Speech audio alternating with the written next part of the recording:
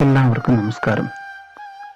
സൂര്യ തേജസ് digital media ചാനലിന്റെ പുതിയ എപ്പിസോഡിലേക്ക് എല്ലാവർക്കും സ്വാഗതം. 2020 തദ്ദേശീയ തെരഞ്ഞെടുപ്പ് കഴിഞ്ഞു. നമുക്ക് ഇഷ്ടമുള്ള പ്രതിനിധികളെ തെരഞ്ഞെടുത്ത് കഴിഞ്ഞിരിക്കുന്നു.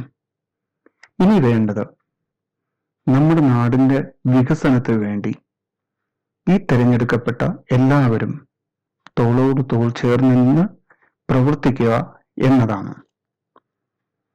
ചങ്ങനാശ്ശേരി മുനിസിപ്പാലിറ്റി അഭിമുഖീകരിക്കുന്ന പ്രശ്നങ്ങൾ എന്തൊക്കെ, അതിനു വേണ്ട ശാശ്വതമായ പരിഹാരങ്ങൾ എന്തൊക്കെ, അത് നമുക്ക് ആദ്യമായി ഒന്ന് നോക്കാം.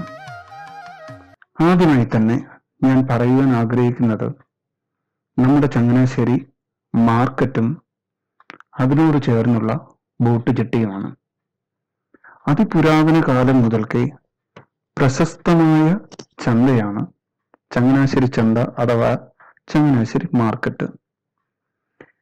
കിഴക്കു നിന്നുള്ള കാർഷിക വിളകൾ, സുഗന്ധ വ്യഞ്ജനങ്ങൾ എല്ലാം ചങ്ങനാശ്ശേരി മാർക്കറ്റിൽ എത്തിച്ച് അത് അവിടെ നിന്നും ജലഗതാഗതം വഴി ആലപ്പുഴയിലേക്കും കൊച്ചിയിലേക്കും എത്തിച്ചിരുന്ന ഒരു പ്രധാന ബോട്ട് ജെട്ടിയാണ് ചങ്ങനാശ്ശേരി ബോട്ട് ജെട്ടി.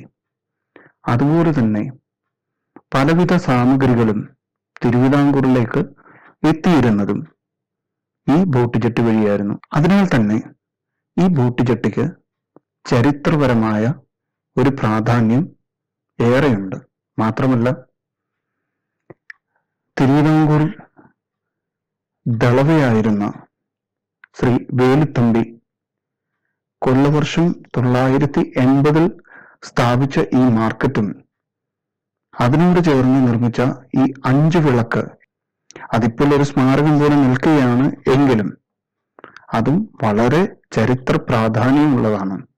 വളരെ അഭിമാനത്തോടെ ചങ്ങനാശ്ശേരി നിവാസികൾ പറയാറുള്ള നമ്മുടെ സ്വന്തം 5 വിളക്കിന്റെ നാട്.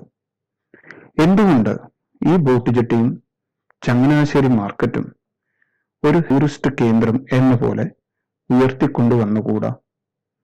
എന്തുകൊണ്ട് വിനോദസഞ്ചാര മേഖലയിൽ ജലഗതാഗതത്തിലൂടെ ഉയർത്തിക്കൊണ്ടുവന്നുകൂടാ? ഇവിടെ നിന്നും കുട്ടനാട് വഴി ആലപ്പുഴയിലേക്കും അതുപോലെ കൊച്ചിയിലേക്കും ബോട്ട് സർവീസ് ആരംഭിച്ചുകൂടാ? ചങ്ങനാശ്ശേരി നഗരസഭ പുതിയ കൗൺസിലർമാരോട് സൂര്യ തേജസ് ചാനലിന് പറയാനുള്ളത്, ദയവ് ചെയ്ത് വർഷാവർഷം നടത്തുന്ന പോളകാരൽ മഹാമഹം ഉപേക്ഷിച്ച് ഈ കാര്യത്തിൽ ജനങ്ങൾക്ക് ഉപകാരപ്രദം ആകും വിധം ചങ്ങനാശ്ശേരി മാർക്കറ്റും നമ്മുടെ ബോട്ട് ജെട്ടിയും ഒരു വിനോദസഞ്ചാര കേന്ദ്രം എന്ന രീതിയിൽ ഉയർത്തുക. അതുവഴി നാട്ടിലെ സാധാരണക്കാരായ ധാരാളം ജനങ്ങൾക്ക് തൊഴിൽ ഉണ്ടാകുകയും നമ്മുടെ 5 വിളക്കിന്റെ നാടിനെ ലോക ശ്രദ്ധയിൽ എത്തിക്കുവാനും സാധിക്കും. കക്ഷി രാഷ്ട്രീയ ഭേദമന്യേ ദയവ് ചെയ്ത് ഈ പുതിയ നഗരസഭ അതിനുവേണ്ടി ശ്രമിക്കും എന്ന വിശ്വാസത്തോടെ നിർത്തുന്നു.